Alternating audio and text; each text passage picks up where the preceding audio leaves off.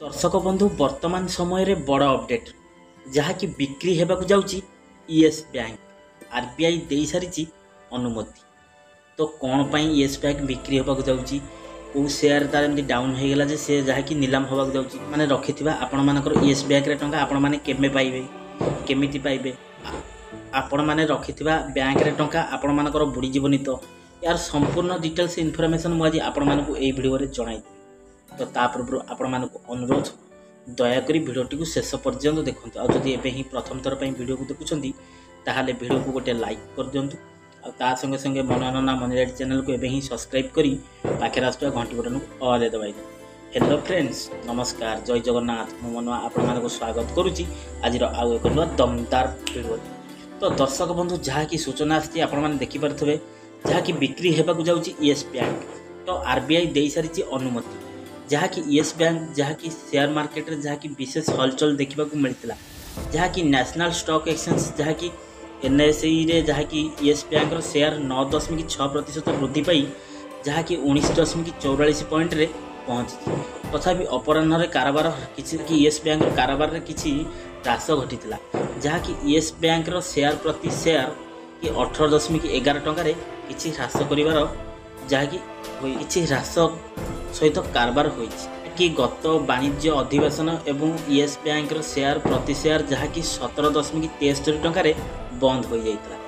तो कंपनी जदि एही जापानी कंपनी सहित डील को देखिबा तो जापानी रो जहाँ की सुमितोमा इमोस बैंकिंग कप जहाँ की एसएमबीसी शेयर बैंक रे 51% संशोधन किनिबा पई बैंक सहित आलोचना करुछि। जदि एही चुक्ति चूड़ांत हुए तेबे तार भारतीय बैंकिंग क्षेत्र में जहाँ कि एपर्यंत सबुठारु बड़ चुक्ति भाव में विवेचित करा जहाँ कि 2020 मसीहा पूर्व खराब आर्थिक परिस्थिति सम्मुखीन होउथिबा लक्ष्मी विलास बैंक को जहाँ कि सिंगापुर डीबीएस बैंक सहित मिश्रण करा दैथिला। एहा परे जहाँ कि देशर बैंकिंग क्षेत्र एक बड़ घटना एपर्यंत घटी नाही। तो एटा जहाँ कि नेक्स्ट टाइम घटिबाकू जाउछि।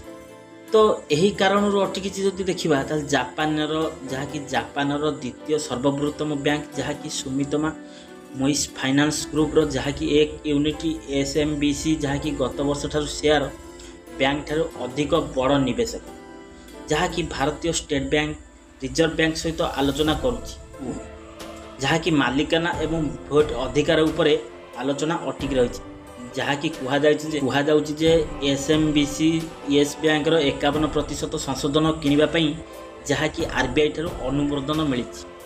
यह मध्य कुहाଯାଉଛି जे जहाँ कि एसएमबीसी मध्य एसबीआई सहित चुक्ति को चूड़ांत करिया पई आलोचना मध्य करू।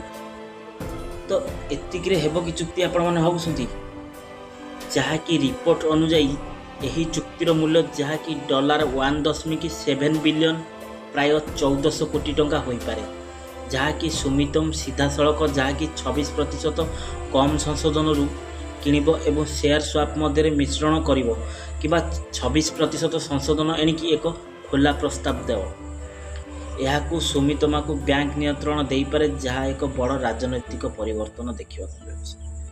तो दर्शक बंधु आज वीडियो अपडेट रे जहाँ कि आपण माने जानी पारथे कौ कारण ईएस बैंक बिक्री हेबाकू जाउछि आरबीआई देछि गाइडलाइन आपण माने भल से बुझी पारथिबे। आ जदि वीडियोटी भल लागिछि एने आपण मानकर कोन मतामत मो कमेंट बॉक्स रे मतामत दियंतु। आ जदि वीडियोटी भल लागिछि एबे वीडियो गोटे लाइक कर दियंतु। आ ता संगे संगे मनोरंजन मनीराइट चैनल को एबे ही सब्सक्राइब करी पाखे आसुवा घंटी बटन ऑल दबाउ। आ वीडियोटा को बहु मात्रा संग मानक सहित शेयर कर। तो दोस्तों तो आज तो समय हो जाइछि वीडियोटा को एट रखिबी पुणी देखाबी नेक्स्ट एक एपिसोड रे पुणी एक नुआ दमदार वीडियो को नहीं से पद मते बिताई दियंतु। रहुछि नमस्कार, टेक केयर, बाय बाय, जय जगन्नाथ।